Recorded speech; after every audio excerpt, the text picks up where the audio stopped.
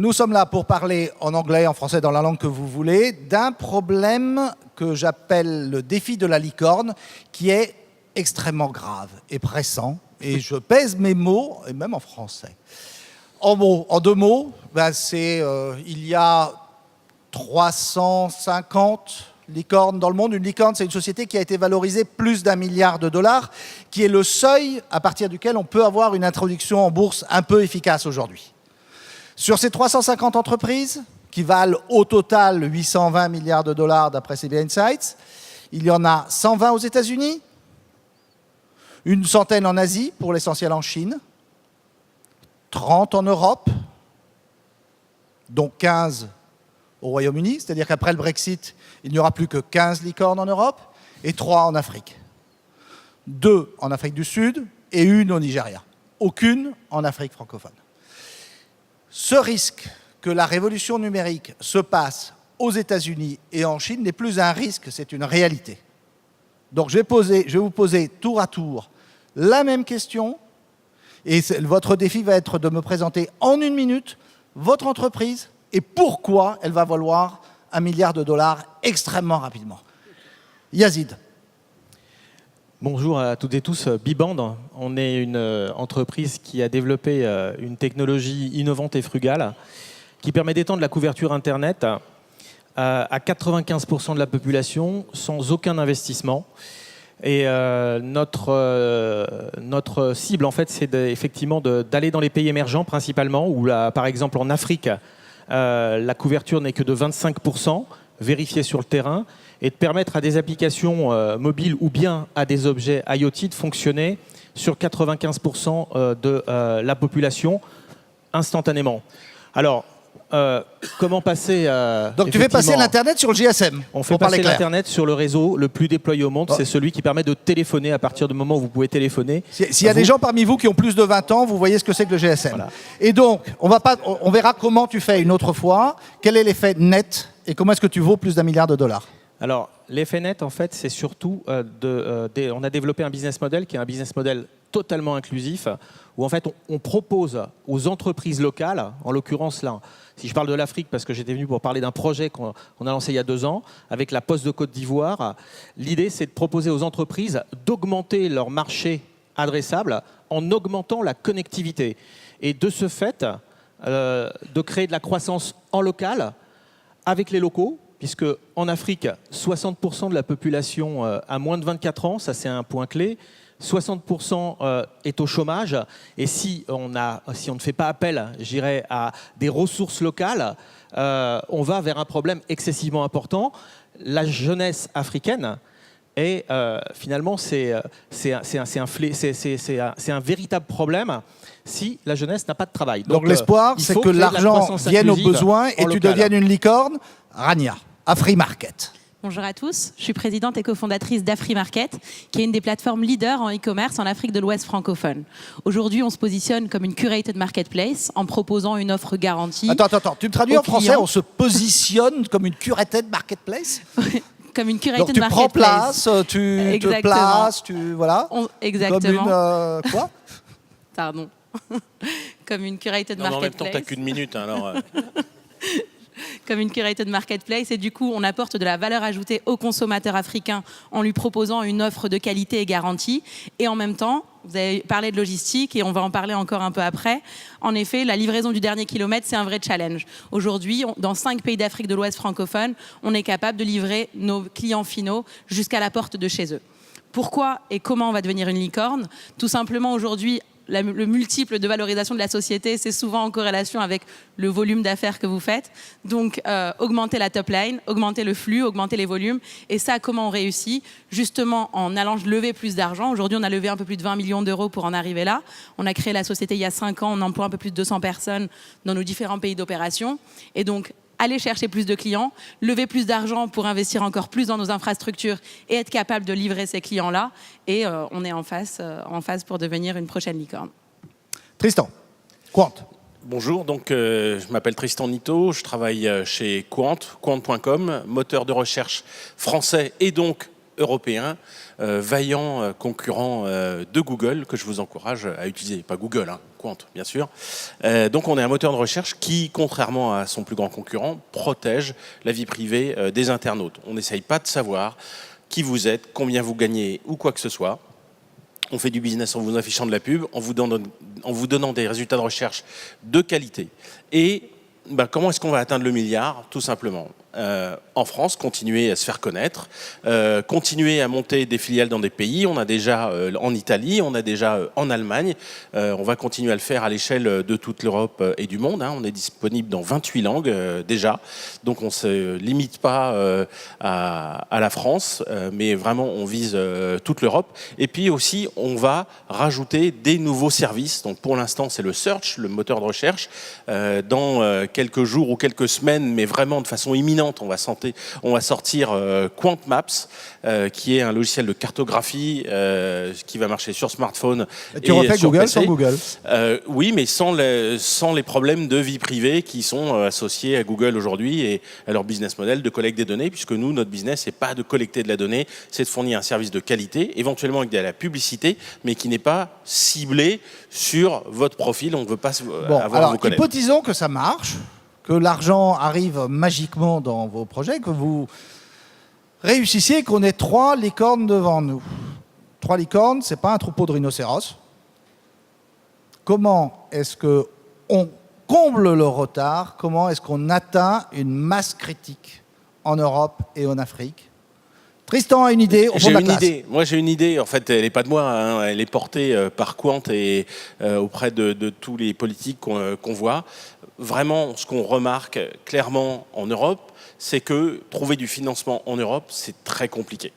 Enfin, ça se fait à petite échelle, mais à plus grande échelle, quand on commence à grossir et que justement on est à cette étape où on va pouvoir faire un saut vers le statut de licorne, là ça manque et on est obligé de se tourner vers les États-Unis. Ce qui pour nous, moteur européen qui veut participer à la souveraineté de l'Europe dans le moteur de recherche, est forcément antithétique à notre mission. Et donc on dit il faudrait avoir un genre de fonds de garantie européens qui permettent aux investisseurs de capital risque européens d'avoir un genre de garantie qui limiterait les risques et qui leur permettrait d'investir plus, puisqu'en Europe on a une culture qui est un peu allergique au risque, et bien pouvoir garantir leurs investissements en partie du moins, et ça permettrait d'augmenter les levées de fonds et donc d'atteindre avec à plusieurs dizaines, j'espère une centaine à terme, de licornes européennes avec des fonds européens. Une sorte de BPI France européen. Voilà, sous stéroïdes. BPI Europe. Voilà, mais avec des sous, quoi. Rania ? Moi, je dirais je vais me concentrer un peu plus sur le continent africain. Du coup, aujourd'hui, en Afrique, la digitalisation a pris le continent. On a plus de 17% des gens qui sont active users Facebook. Donc, on a un moyen de les toucher, on a un moyen de les acquérir en clients, en utilisateurs ou autres.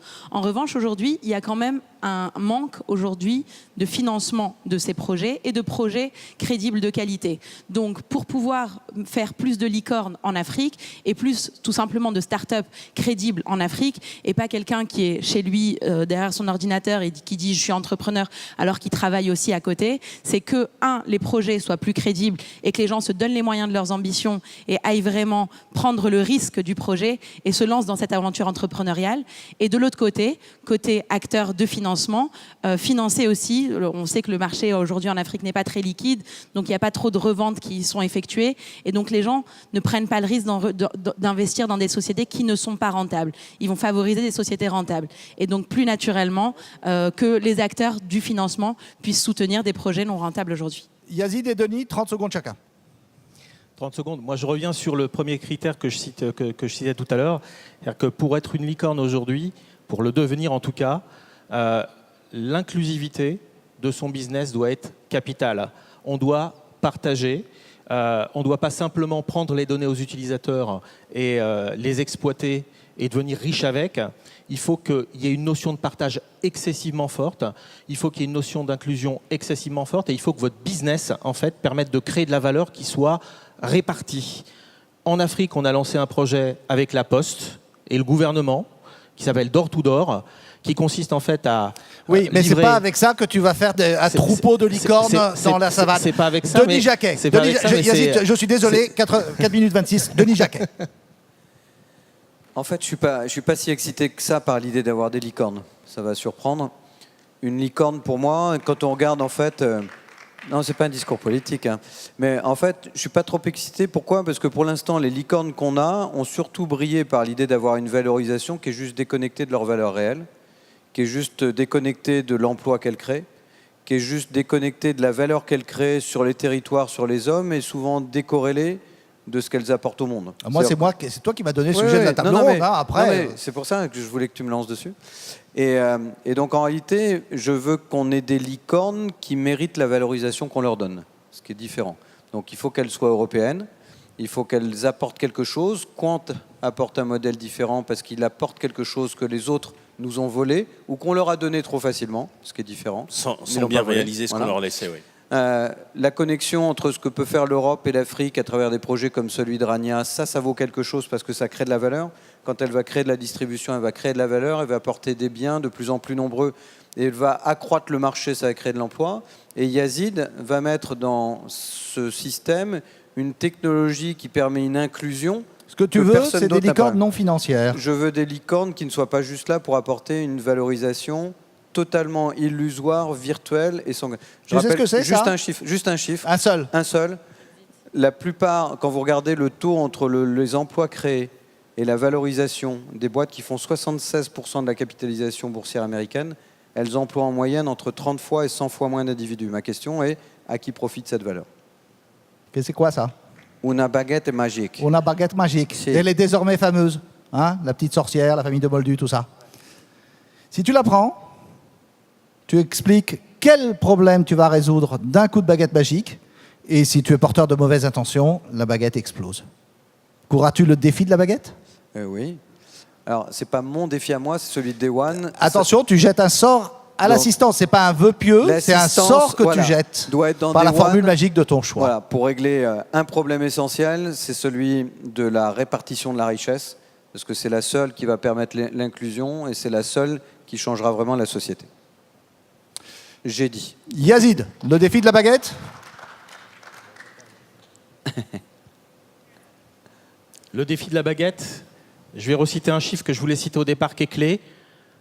Rien que l'Afrique, 60% de moins de 24 c'est ans. pas un chiffre, c'est un sort que c'est je un veux. sort. En latin ou dans la langue que tu parce veux. qu'on parle de licorne, mais en fait, ça sert à rien d'arriver dans des pays émergents là où il y a de la croissance, se remplir les valises et repartir avec si on ne crée pas de la croissance inclusive. 60% de moins 24 ans, 60% de chômage. Si on ne crée pas de la valeur en répartissant la valeur, ça sert à rien de créer des licornes. Et donc, c'est ça le vrai sujet. Quel enchantement le vrai lances-tu sujet, sur l'assistance? c'est de faire de la croissance inclusive dans les pays émergents en faisant profiter la création de valeur par tous ceux qui sont sur place. Eh bien, lance les le pays sort émergents de la croissance ont inclusive. besoin de croissance. Et on lance la croissance inclusive. Voilà. Rania.